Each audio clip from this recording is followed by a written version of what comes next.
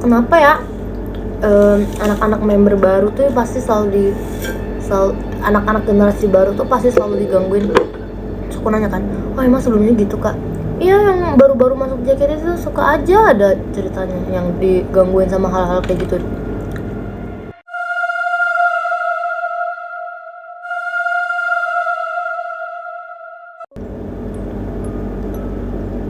Oke, jadi aku akan cerita yang aku inget dulu aja ya dari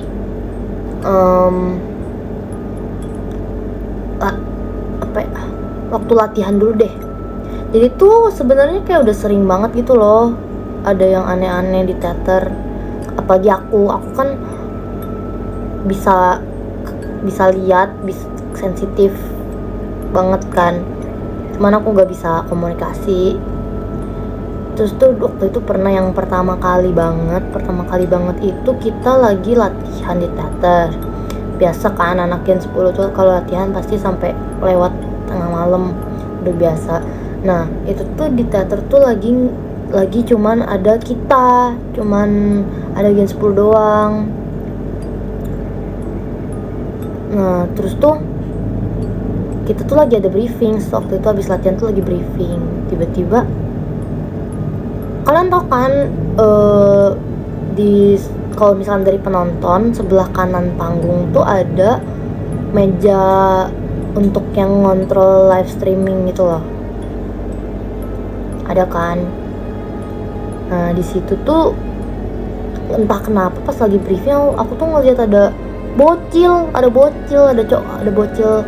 kayak nggak tahu umur berapa, kayak umur sekitar 3 tahun 4 tahunan gitu kan. Cowok bocil kayak cuman ngintip terus kayak balik lagi, dia ngintipin kita yang lagi briefing terus balik lagi ke belakang gitu. Awalnya aku kira tuh ini anaknya salah satu sensei, tapi kayak bukan sensei sih, kayak anaknya salah satu staff atau apa gitu. Tapi kayak aku baru ingat ini kan tengah malam, mana ada staff bawa anak sampai malam segini. Udah nih ya kayak gitu. Terus waktu itu tuh waktu lagi makeup di kantor, sama nih lagi nyeritain horor gini, aku lupa siapa deh. Aku lupa pokoknya ada senior yang ikut gabung cerita tentang horor gini. Aku ceritain tentang si bocil ini kan, bocil yang di tempat live streaming. Terus ternyata dia juga bilang, aku juga ngeliat bocil itu sama di sekitaran meja live streaming. Oh berarti emang tempatnya dia di situ, emang tempat nongkrong si bocil itu di situ kayaknya. Makanya sebenarnya setiap kalau ada kegiatan teater dan aku satu-satunya yang baru datang tuh aku mending nggak masuk tahu. Aku tunggu di FB sumpah. Aku beli americano dulu, tunggu siapa yang orang ada datang, terus aku baru masuk. Nah udah ya, itu yang pertama, aku cuma ngeliat bocil cowok doang.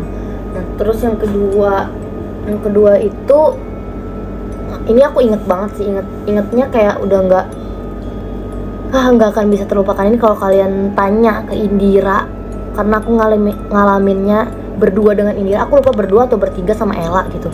Pokoknya ada Indira yang aku inget banget tuh, ada Indira karena aku lihat-lihatan sama Indira. Ini tuh kita lagi belajar Kagami. Waktu itu kita lagi belajar Kagami. Aku lupa jam berapa, pokoknya pasti lewat jam 12 malam, udah tengah malam. Itu tuh udah selesai, latihannya udah selesai.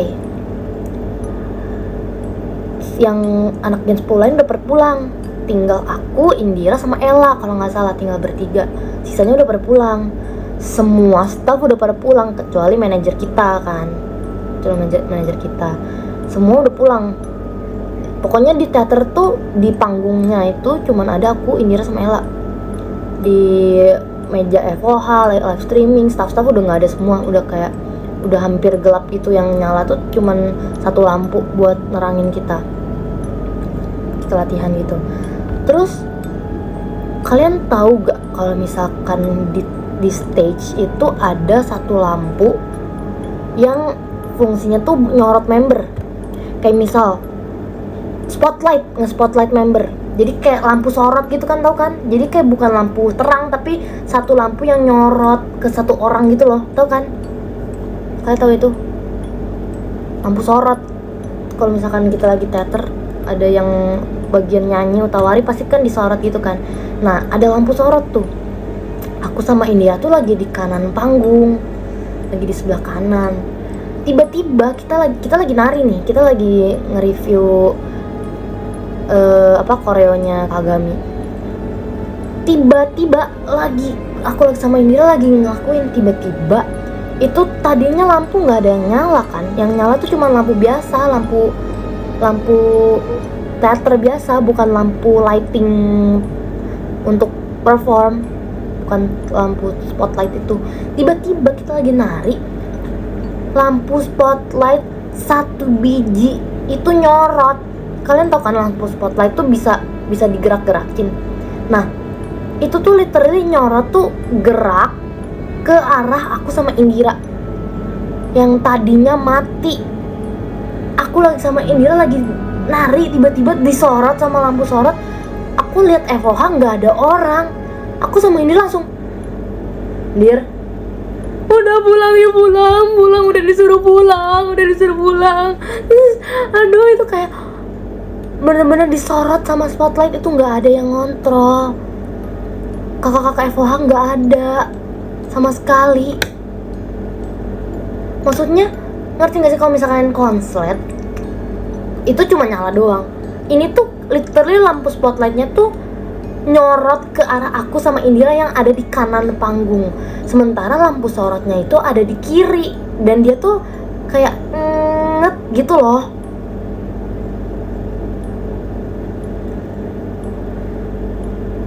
Kak Ais tuh nggak ada, Kak Ais tuh lagi di backstage, nggak ada siapa-siapa di ruang kontrol lighting. Aku sama ini langsung, "Dir, ini udah disuruh pulang berarti." Iya, pulang, please jangan dibahas lagi. Oh, iya, pulang. Terus aku kita cerita ke Kak Ais kan, "Kak, tadi gini. Tuh kan, udah makanya disuruh pulang, nggak usah latihan lagi gitu." Mau bantu latihan ya bantu tuh, maksudnya jangan waktu nggak usah pakai lighting segala.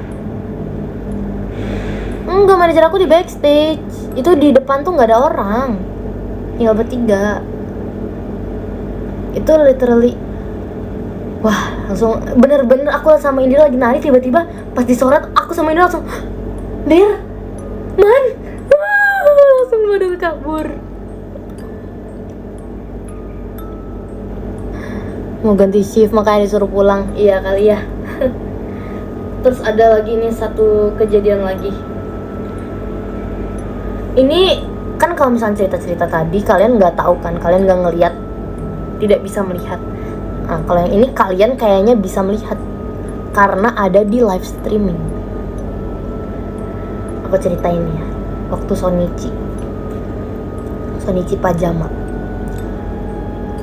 Jadi waktu ini setiap kita latihan tuh perpindahan lagu Shonichi ke Hisatsu Teleport itu nggak pernah ada masalah karena kita udah perpindahannya tuh kita punya jalur masing-masing gitu loh. Kayak aku kalau mau pindah ke blocking ini aku lewat mana, Indira kalau kesini lewat mana, Cilia kesini lewat mana, jadi kita nggak pernah tabrakan. Terus nggak pernah ada masalah nih. Entah kenapa waktu Shonichi, perpindahan lagu Shonichi ke Hisatsu, aku melalui jalur biasa aku udah tahu track lajur aku mana, lajur orang lain mana, jadi aku nggak akan nabrak. Tiba-tiba pas itu aku ketabrak. Entah kenapa aku ketabraknya tuh kenceng banget, literally kenceng banget, sampai aku tuh biasanya emang bukan sering sih, aku udah pernah nabrak member lain kalau misalnya teater, mau RKJ, SG, SNM, karena perpindahan blocking yang salah gitu ya. Aku udah pernah nabrak member, cuman sekeras apapun nabrak member tuh mic aku nggak pernah sampai oleng atau jatuh atau apa. Akunya juga kayak cuman nggak ngerasa sakit atau apa. Ini pas perpindahan Sony ke Hisatsu, aku ketabrak orang dan rasanya sakit banget sampai dada aku tuh kayak sesek gitu loh, kayak kok sakit banget ditabraknya. Itu kenceng banget sampai mic aku tuh sampai lepas dan jatuh, ngegelinding kemana-mana. Aku sampai mana micku, sampai kayak gitu. Aku panik banget kan. Itu tuh yang lewat depan aku tuh Cilia yang deket. Makanya aku mikir kayak, aduh kayaknya aku nabrak Cilia deh. Makanya setelah show aku tuh bilang, Ci maaf banget ya kalau misalkan tadi aku nabrak Cici keras banget, maaf ya Ci, sakit gak? Dan tahu nggak Cilia bilang apa? Man, aku nggak nabrak siapa-siapa selama show. Hah? Oh enggak kok, orang Cici jelas-jelas di depan aku nabrak Cici keras banget sampai aku jatuh sakit, sampai mic aku juga jatuh. Aku nggak nabrak siapa-siapa man, aku nggak ngerasa apa-apa. Aku kira dia lupa atau dia nggak sadar gitu kan. Terus selesai nih ya show. Aku penasaran dong, aku lihat replyan live streamingnya. Ternyata bener di live streaming tuh aku kelihatan aku jatuh. Aku literally jatuh sampai ke kolong-kolong kayak ke bawah-bawah tuh nyariin mic aku, tapi nggak ada yang dorong, nggak ada yang aku tabrak. Ngerti nggak sih? Di video di live streaming tuh aku nggak nabrak siapa-siapa. Jadi bener-bener Cilia nggak nabrak siapa-siapa, dia cuma lewat depan aku. Tapi aku ngerasanya bener-bener duak gitu loh, sampai mic aku jatuh. Coba kalian lihat di reply dari perpindahan Shonichi ke Hisatsu. Aku itu paling kiri, kedua, belakangnya Indira. Tuh lihat, aku lagi jongkok nyari mic. Itu aku nggak nabrak siapa-siapa kan? Kalian coba lihat.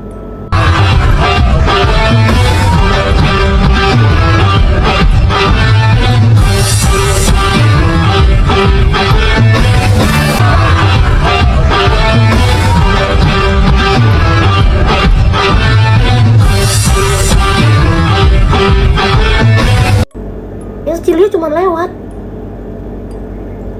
Entah kenapa aku rasanya sakit banget. Maaf ya kalau gue yang nabrak. Jangan gitu boleh tahu. Pajama yang terbaru bukan, pajama pertama Shonichi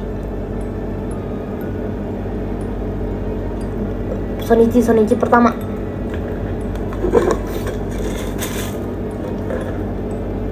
Siapa tahu ada yang masih punya reply ini. Gue inget Manda jatuh tapi entah detailnya. Iya kan? Mamaku juga lihat aku jatuh.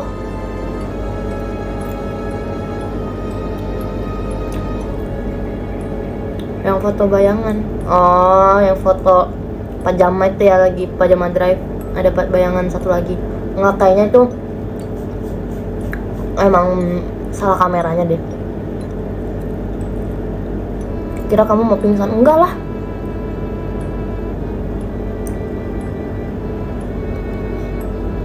Cerita ke mama nggak? Iya cerita ke mama, cuma kayak mama udah nggak usah mikir yang kemana-mana, udah paling kamu cuman nggak fokus aja, saya bilang gitu.